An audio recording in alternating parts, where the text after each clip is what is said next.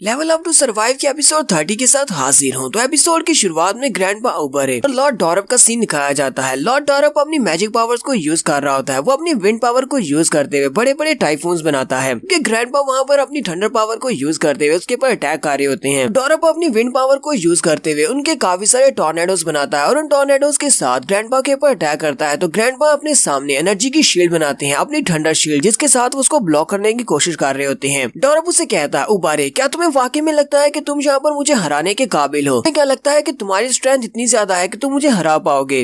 ठीक है कि तुम 12 हीरोज में से एक हो, लेकिन तुम्हारा वक्त पूरा हो चुका है। 12 हीरोज अब खत्म हो चुके हैं। अब तो बस तुम एक बूढ़े इंसान हो जिसके पास बहुत ही कम एनर्जी बची है। कि मैं यहाँ पर एक गार्ड बनने के बहुत ज्यादा करीब हूँ। कि ऐसा कहना गलत नहीं होगा कि इस पूरे डेलिक टाउन का मैं गार्ड हूँ जो कि तुम सभी कीड़ों के ऊपर राज करता हूँ। ग्रैंडपा ने अभी अपनी थंडर शील्ड के साथ उसकी विंड पावर को ब्लॉक किया होता है। डॉरप भी अपनी पावर्स को बढ़ाता है और अपनी विंड मिल को और भी ज्यादा तेज करता है। जैसे ही वो उसके ऊपर और ज्यादा हवा का प्रेशर डालता है तो ग्रैंडपा वहाँ से सामने से गायब हो जाती है। उनकी शील्ड भी गायब हो जाती है और डॉरप कहता है, लगता है कि मैंने इस बूढ़े आदमी को मार दिया। लगता है कि इतना स्ट्रॉन्ग नहीं रहा, ये कमजोर हो चुका है। यहीं से हमारा नेक्स्ट सीन लूसियास का दिखाया जाता है। लूसियास जो कि वहीं पर गिरी होती है, वो कहती है, मेरे पेट में बहुत ज्यादा दर्द हो रहा है। इस लड़के ने बहुत ही जोर का पंच मारा है। हालांकि मैं अभी तक जिंदा हूँ, लेकिन मैं अपनी बॉडी को मूव नहीं कर पा रही। लेकिन आखिर उस लड़के का मकसद क्या था? उसने मुझे मारा क्यों नहीं? वो मुझे आसानी से मार सकता था, लेकिन उसने मुझे जिंदा छोड़ दिया। ली भी अभी वहीं पर खड़ा होता है और वो लुका के साथ हंस कर बातें कर रहा होता है। दूसरी तरफ लॉर्ड डॉरप ने जहाँ पर ग्रैंडपा के ऊपर अपनी विंड पावर के साथ अटैक किया था, ग्रैंडपा सामने से गायब हो गए थे। वहीं पर उसके टॉर्नेडो के बीच से दोबारा से इलेक्ट्रिसिटी चमकती हुई दिखाई देती है। डॉरप इस बात से बहुत ज्यादा हैरान हो जाता है। डॉरप के ऊपर एक इलेक्ट्रिक अटैक होता है थंडर बोल्ट के साथ। ग्रैंडपा ऊपर उसके मुंह पर एक जबरदस्त पंच मारते हैं, जिससे लॉर्ड डॉरप भी पीछे की तरफ गिर जाता है। और ग्रैंडपा उबरे ने अपनी इनर पावर्स को एक्टिवेट किया होता है। ग्रैंडपा के बालों का कलर भी चेंज हो जाता है और उनकी पूरी बॉडी से थंडर इलेक्ट्रिसिटी निकल रही होती है। तो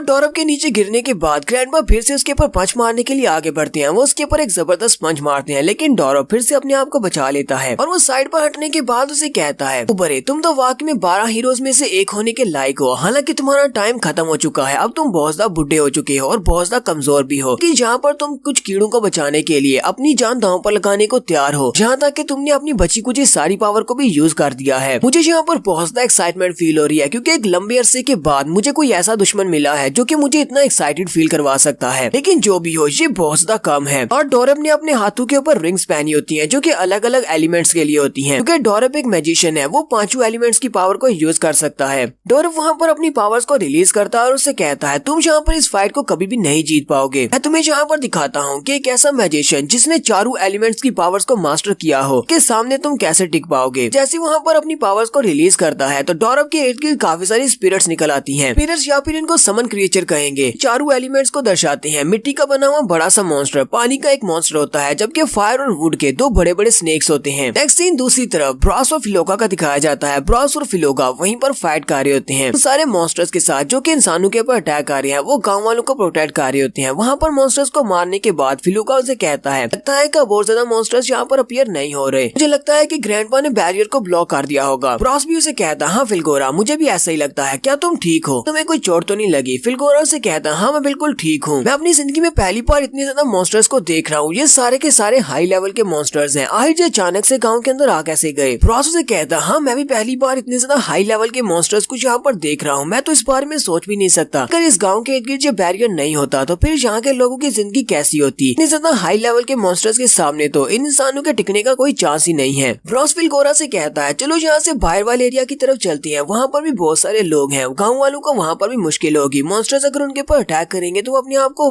बचा नहीं पाएंगे। वहाँ पर जाकर उन सभी को बचाना होगा। इसी वक्त उन्हें आसमान के अंदर बड़े बड़े समन क्रीचर्स दिखाई देते हैं। वो लोग उनकी तरफ देखकर बहुत ज्यादा हैरान हो जाते हैं। कोरा और ब्रॉस कहते हैं, ये क्या है? ये तो बड़े बड़े समन क्रीचर्स हैं। तो उनकी नजर सामने एक बड़े से वाटर मॉन्स्टर के ऊपर पड़ती है, साथ में एक फायर स्नेक होता है। फिलगोरा कहता है, ये तो water and fire elemental summons हैं। अपनी जिंदगी में पहली बार इतने बड़े बड़े समन क्रीचर्स को देख रहा हूँ। हाँ मैंने इससे पहले भी मैजिशियंस को देखा है समन क्रीचर्स को बुलाते हुए, लेकिन 2 क्रीचर्स को एक साथ यहाँ पर बुलाना, इसका मतलब जो भी इसको कंट्रोल कर रहा है वो बहुत ज्यादा पावरफुल है। ब्रॉस कहता है, बहुत सारे मैजिशियंस ऐसे होते हैं जो कि 4 एलिमेंट्स की पावर्स को यूज कर पाते हैं, लेकिन उन मैजिशियंस की जो कि 4 एलिमेंट को यूज कर पाते हैं, उनकी पावर सिंगल एलिमेंट वाले मैजिशियंस से ज्यादा नहीं होती। इसी वजह से उनकी कॉम्पैटिबिलिटी बहुत ज्यादा वीक होती है। लेकिन यहाँ पर इस गाँव में एक ऐसा मैजिशियन है जो कि 4 एलिमेंट्स के समझ को यूज कर सकता है और उसकी कॉम्पैटिबिलिटी बहुत ज्यादा है। इसका मतलब ग्रैंडपा उबरे ने जिस डॉरप के बारे में बताया था था ये वही बंदा है। वहीं पर उस फाइटिंग के दौरान उन्हें लाइटनिंग भी चमकती हुई दिखाई देती है। ब्रॉस उसे कहता है सामने की तरफ देखो, लगता है कि वहाँ पर ग्रैंडपा है। ग्रैंडपा बड़ी स्पीड के साथ उड़ते हुए उस फायर समन के ऊपर अटैक कर रहे होते हैं। वो उस फायर के बने हुए बड़े से मॉन्स्टर के ऊपर अटैक कर रहे होते हैं, जबकि सामने की तरफ वहीं पर लॉर्ड डॉरप खुद भी होता है। ग्रैंडपा बड़ी स्पीड के साथ फायर समन के क्रीचर को उसके ऊपर अटैक करते हुए डिस्ट्रॉय कर देते हैं और बड़ी स्पीड से आगे बढ़ते हैं। और वो लॉर्ड डॉरप के करीब पहुंचने के बाद अपने special move triple thunder strike को यूज करते हैं। अपने दोनों हाथों को सामने करते हुए अपने हाथ से बहुत सारे थंडर बोल्ट्स निकालते हैं और लॉर्ड डॉरप के ऊपर अटैक कर देते हैं। लेकिन डॉरप आगे से हंसना शुरू कर देता है और कहता है तुम्हें क्या लगता है कि तुम यहाँ पर मेरे पर अटैक कर सकते हो, जबकि मेरे पास इतने सारे गार्डियंस हैं। इसी वक्त साइड से अर्थ मॉन्स्टर एक जबरदस्त पंच मारता है और ग्रैंडपा को वहीं पर ग्राउंड के ऊपर गिरा देता है। लेकिन ग्रैंडपा भी उसके पंच को अवॉइड करने के फौरन बाद ही बड़ी स्पीड से ऊपर जाते हैं और उसके मुंह पर एक जबरदस्त पंच मारते हैं। ग्रैंडपा उस बड़े से मॉन्स्टर को पंच मारने के बाद उस मॉन्स्टर का सर उड़ा देते हैं, जिससे उसकी बॉडी वहीं पर नीचे गिर जाती है। इसी वक्त वाटर मॉन्स्टर आगे बढ़ता है और ग्रैंडपा के ऊपर अटैक करता है और अपने स्पेशल मूव जिसका नाम वेव स्पीयर होता है उसके साथ ग्रैंडपा के ऊपर अटैक कर देता है। वेव स्पीयर के अटैक के बाद ग्रैंडपा वहीं पर नीचे गिरते हैं और गिरने के बाद वहीं पर खड़े होते हैं कि उसी वक्त उन्हें महसूस होता है जैसे कि कोई और मॉन्स्टर उनके ऊपर अटैक करने वाला है। अर्थ मॉन्स्टर फिर से पीछे से निकलता है और अपने पंच को यूज करते हुए ग्रैंडपा के ऊपर एक जबरदस्त पंच मारता है और ग्रैंडपा उसके पंच के नीचे आ जाते हैं। और इसी पंच के साथ ग्रैंडपा के पास जितनी थंडर पावर होती है वो सारी की सारी खत्म हो जाती है। साथ ही ग्रैंडपा की रियल बॉडी जिसके ऊपर बहुत सारे कट्स लगे होते हैं वो वहाँ पर अपीयर होती है। लॉर्ड डॉरप भी वहीं पर नीचे उतर आता है और उससे कहता है उबारे, मैंने तुम्हें कुछ ज्यादा ही अंडर एस्टिमेट कर दिया। 12 हीरोज तो वाकई में अपनी शोहरत के लायक हैं। तुमने जहाँ पर फिर से मेरे अटैक को अवॉइड कर लिया और मरे नहीं। लेकिन चाहे कुछ भी हो जाए तुम तो सिर्फ एक मॉर्टल हो। तुम्हारी बॉडी बहुत ज्यादा वीक हो चुकी है। मुझे भी पता है, मैंने तुम्हारी कहानियां सुनी है कि तुमने डीमन क्वीन को हराया था। इस वक्त तुम स्ट्रॉन्ग हो सकते हो, लेकिन इस वक्त मेरे सामने तुम स्ट्रॉन्ग नहीं हो, क्योंकि इस वक्त मेरे पास एक बहुत ही यंग बॉडी है जिसके पास बहुत ही अनलिमिटेड मैजिक पावर है। अब मैं एक गॉड बन चुका हूँ। एक गॉड बनने के बाद मैं तुम्हारे जैसे बहुत सारे कमजोर मॉर्टल्स के ऊपर राज कर रहा हूँ। वो ऊपर फिर से उठकर खड़े हो जाते हैं और कहते हैं तुम एक बहुत ही घटिया इंसान हो जिसने अपनी सोल को डीमंस को बेच दिया ताकि वो डीमन से कुछ एक्सटर्नल पावर ले सके। इस नजर में तुम एक कुत्ते से ज्यादा कुछ नहीं हो जो कि गॉड्स के तलवे चाट रहा है। डॉरप उसकी बात सुनने के बाद बहुत ज्यादा गुस्सा हो जाता है और कहता है अपनी बकवास बंद करो। तुम्हारी हिम्मत कैसे हुई मेरी इतनी ज्यादा इंसल्ट करने की? मैं एक गॉड हूँ। साथ ही वो अपनी पावर्स को यूज करते हुए ग्रैंडपा को अपनी तरफ खींचना शुरू करता है। वो ग्रैंडपा की बॉडी को उड़ाता हुआ अपने करीब ले आता है। ग्रैंडपा क्योंकि काफी ज्यादा जख्मी है, इसी वजह से वो ज्यादा कुछ नहीं कर सकते। ग्रैंडपा उसके सामने होते हैं और लॉर्ड डॉरप उसे कहता है क्या भी तुम मुझे अपना गॉड नहीं मानोगे? क्या तुम्हें दिखाई नहीं देता कि तुम्हारी लाइफ एंड डेथ इस वक्त मेरे हाथ में है? तुम्हें मारना मेरे लिए बिल्कुल एक चींटी को मसलने जैसा है। मैं जब चाहे तुम्हें मार सकता हूँ। डॉरप उसे कहता है तुम्हारे मरने के बाद मैं सारे गांव वालों को इस बारे में बताऊंगा कि तुमने मॉन्स्टर्स को गांव के अंदर आने दिया बैरियर को तोड़कर, और उसके बाद मैंने यहाँ पर सारे मॉन्स्टर्स को मार दिया, साथ में तुम्हें भी। इस तरह मैं लोगों की नजर में फिर से एक बार हीरो बन जाऊंगा। तुम्हारा टाइम यहाँ पर पूरा हो चुका है, अब तुम्हारे मरने का वक्त है। वो जैसे उसे पंच मार कर मारने लगता है तो यहीं पर हमारे ली को दिखाते हैं। ली बड़ी स्पीड के साथ उस तरफ आ रहा होता है और ली वहाँ पर आने के साथ ही डॉरप को एक जबरदस्त पंच मारता है जिससे वो उड़ता हुआ पीछे वाली दीवार में जाकर गिरता है। वहाँ पर आने के बाद ग्रैंडपा को संभालता और कहता है ग्रैंडपा कब क्या अब ठीक है? डॉरप गिरने के बाद कहता अब ये लड़का कौन है? ग्रैंडपा ली से कहते हैं हाँ मैं बिल्कुल ठीक हूँ, बस छोटी मोटी चोटें हैं। यहाँ पर क्या कार्य है? तुम्हें यहाँ पर नहीं आना चाहिए था। ली उसे कहता है जब मैंने वहाँ पर लूसियास को हराया तो उसने मुझे बताया कि आप यहाँ पर डॉरप के साथ फाइट कर रहे हैं और आप यहाँ पर अकेले हैं। डॉरप ने यहाँ पर आपको मारने की तैयारी की हुई है, इसीलिए मैं जल्दी से अपनी फाइट को खत्म करने के लिए आपकी तलवार लौटाने के लिए यहाँ पर आ गया। मुझे पहले से याद होता कि मुझे आपकी तलवार वापस देनी है। आपके साथ ये सब कुछ नहीं होता और आप इतनी बुरी तरह से जख्मी नहीं होते। अब आप अपनी तलवार मुझसे वापस ले ले। ग्रैंडपा उसे कहते हैं तुम्हें मेरी ओजिल को वापस करने की जरूरत नहीं है। अगर मेरी तलवार ओजिल मेरे पास भी होती तब भी मैं इसको नहीं हरा सकता था, क्योंकि इसने अपनी सोल को डीमंस को बेच दिया है कुछ एक्स्ट्रा पावर लेने के लिए। मेरी स्ट्रेंथ इतनी ज्यादा नहीं है कि मैं इसको हरा सकूं। और जिस तरह डॉरप ने कहा कि मैं बहुत ज्यादा बुढ़ा हो चुका हूँ और 12 हीरोज का टाइम गुजर चुका है, अब ये एरा बदल चुकी है, इसका मुकाबला नहीं कर सकता, मेरे पास इतनी स्ट्रेंथ नहीं है। तो बस एक मॉडल बॉडी के साथ एक इंसान हूँ, कभी अपनी पीक पर था जो कि 12 हीरोज में से एक था, तो मेरे लिए यहाँ पर कुछ भी नहीं बचा। ग्रैंडपा ली से कहते हैं मैंने अपने खेतों में एक ट्रांसपोर्टेशन स्टील को छोड़ा है, तुम दोनों वहाँ पर जा सकते हो। सैली और बॉबैन और बाकी के सभी दोस्तों को लेकर वहाँ पर चले जाओ। उस ट्रांसपोर्टेशन स्टील की मदद से तुम लोग गाँव से बाहर चले जाओगे। मैं यहाँ पर लॉर्ड डॉरप को रोक कर रखता हूँ। ली उसे कहता है ग्रैंडपा ऊपर है, मैं यहाँ पर से तुम्हें छोड़कर नहीं जाने वाला, मैं तुम्हें साथ लेकर जाऊंगा। नहीं सैली, ना ही बॉबैन, ब्रोस फिलगोरा और ना ही चिडलर, मैं किसी को भी छोड़कर नहीं जाऊंगा। मेरी मॉम हमेशा ही मुझसे कहा करती थी कि दुनिया में जिंदा रहना बहुत ज्यादा मुश्किल काम है, कि हमें बहुत सारी डिफिकल्टीज को फेस करना पड़ सकता है, लेकिन हमें हमेशा ही अपने की तरफ देखना चाहिए, अपनी किस्मत को बदलने की कोशिश करना चाहिए, ना कि अपनी किस्मत के सहारे आगे बढ़ना चाहिए कि जो लिखा है वही मिले। तो ली ग्रैंडपा की तलवार को उनके सामने करता और कहता है, ग्रैंडपा अपनी तलवार को पकड़े और इस मॉन्स्टर को हरा दे। हम दोनों मिलकर यहाँ पर डोरप को हराएंगे। डोरप को हराने के बाद हम सभी लोग मिलकर उस खोए हुए टेम्पल को ढूंढेंगे। उसके बाद हम सभी मिलकर लाटोनाया डेजर्ट को छोड़कर यहाँ से जाएंगे। ग्रैंड बॉस की बात सुनने के बाद अपनी तलवार को वापस ले लेते हैं। ली के पास विंडो ओपन होती है और कहा जाता है, मिशन कंप्लीट हो गया है, तुमने तलवार ओजिल को वापस कर दिया है। ग्रैंड बॉस से कहती है, चलो ठीक है, फिर मिलकर इसको हराते हैं। और यहीं पर हम लोग अपनी एपिसोड 30 का एंड करेंगे। एपिसोड की एक्सप्लेनेशन अच्छी लगी हो तो कमेंट करके जरूर बताइएगा। चैनल को सब्सक्राइब कर दे, वीडियो को लाइक और शेयर कर दे। शुक्रिया।